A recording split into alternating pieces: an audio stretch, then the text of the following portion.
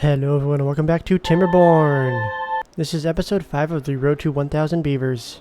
In the last episode we got the observatory up and running, so now we're getting 10 science every 3/4 of an hour, which is fantastic. Since we have a lot of stuff that we want to unlock, we were able to unlock the explosives factory and dynamite in the last episode, which is huge. So now we can go ahead and start shaping the land how we see fit, since one of the things I want to do in this series is try and make this build a little bit more aesthetic than my normal ones. And now that we have the sluice built, which we did in episode 3, we are not as concerned about the bad tides since we have some way to handle them.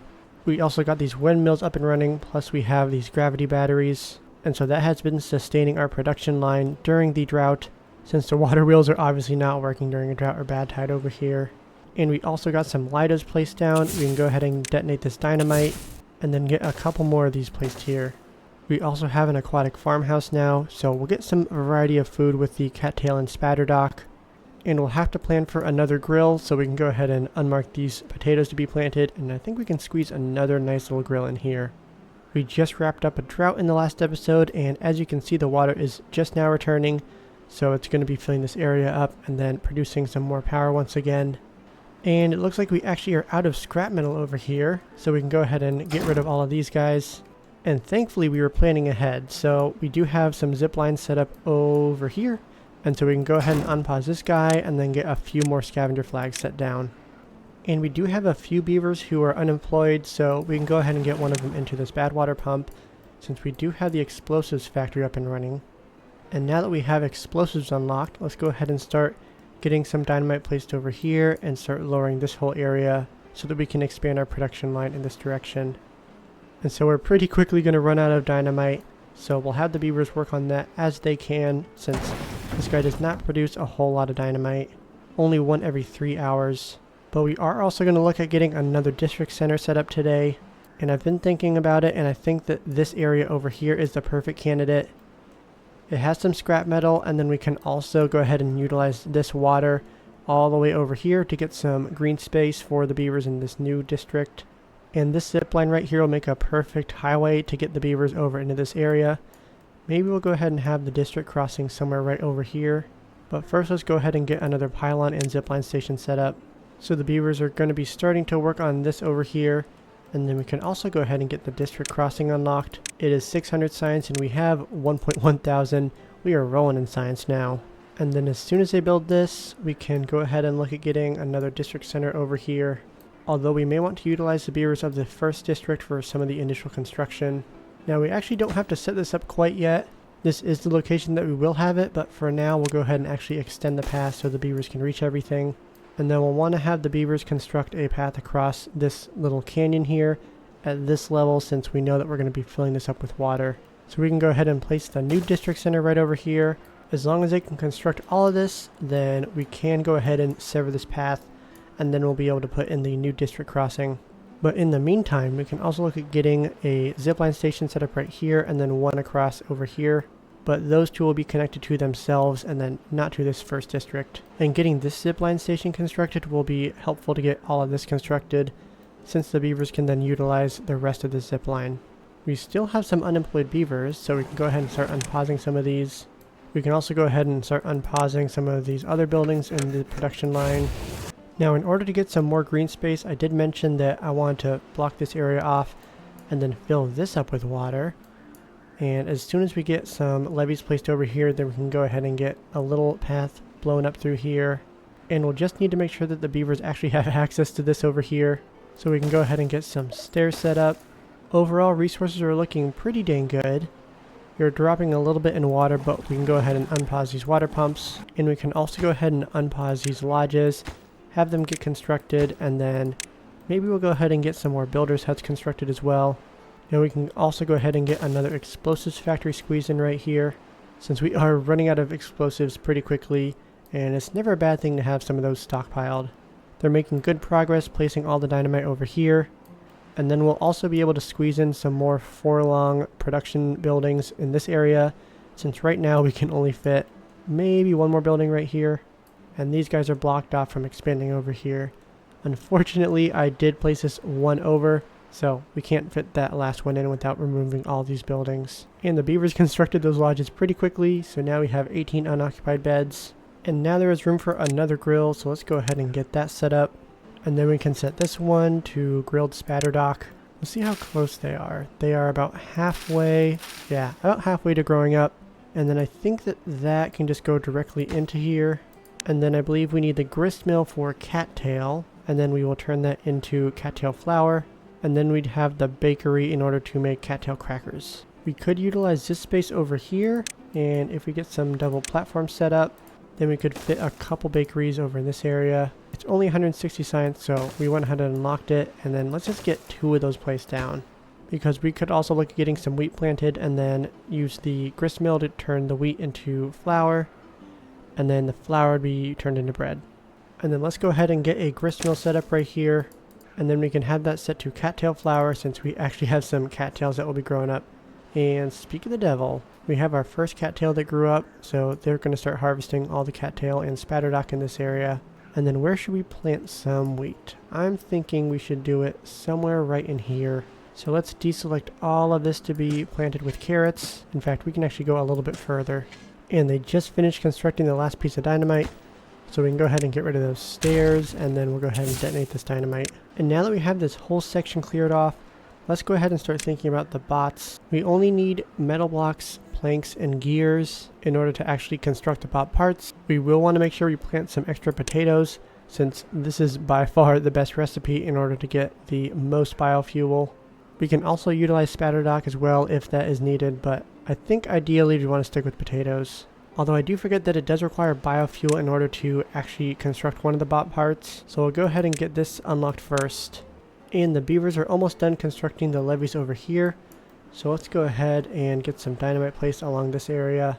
But first we'll go ahead and demolish the path. We don't need to have beavers walking back and forth. Although we do need to keep one single path piece in so they can reach these last few pieces. We can go ahead and fit the refinery right here, and we'll have this set to biofuel with the potato recipe. And then as we slowly start planting wheat over here, we should also look at getting some more potatoes set up in this area. Since we have so many carrots that we're not actually utilizing, although we are still dropping in food a bit since we've been adding quite a few extra mouths recently. And it looks like they finished constructing the levees and the dynamite as well. And there's no beavers. Oh my gosh, that was so close. I'm pretty sure he ran right across this. We gotta... I want to look at that in slow motion. No beavers. Oh my gosh. But as you can see, the water is filling up this area. And let's go ahead and get some platforms placed down and then reconnect the path in. And so with this whole area filled up with water, we have some good green space over here that we can go ahead and get some trees planted. And way back in the 2nd district, they constructed everything over here. So we'll go ahead and sever this connection. And then we can get these 2 connected.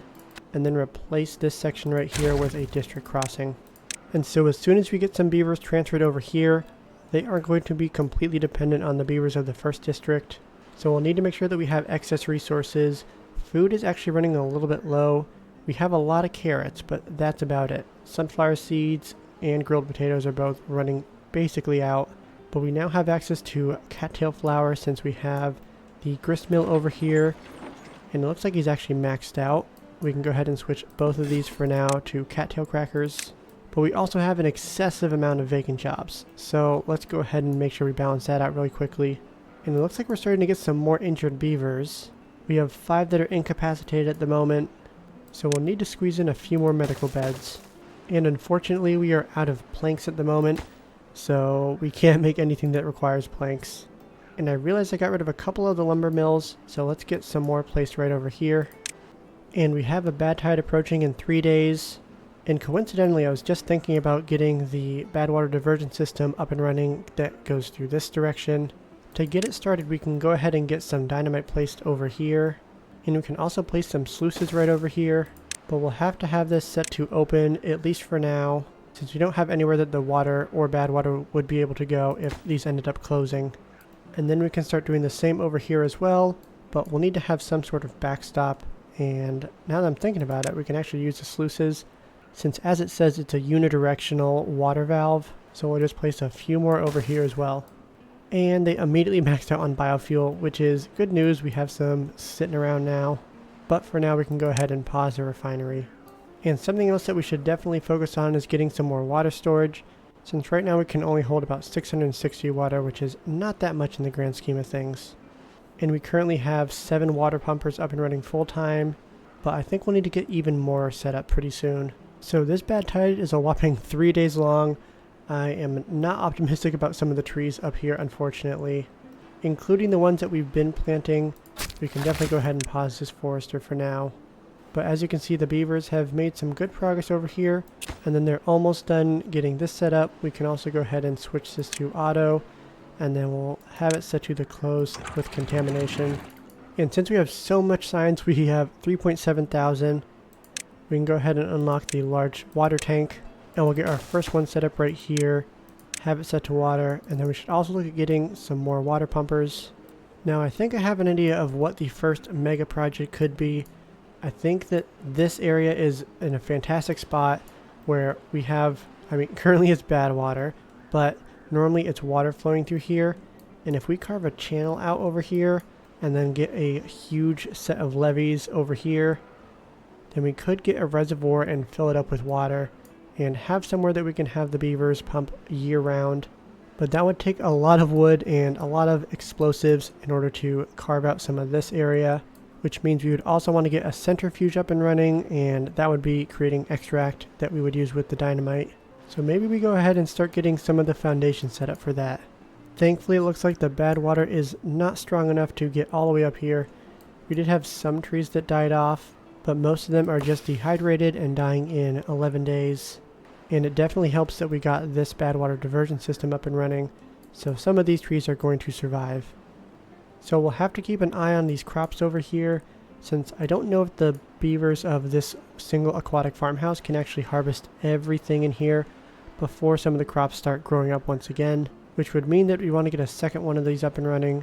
But I'm also looking at all the space that we haven't used, and I also totally forgot to get this sluice up and running during the last wet season.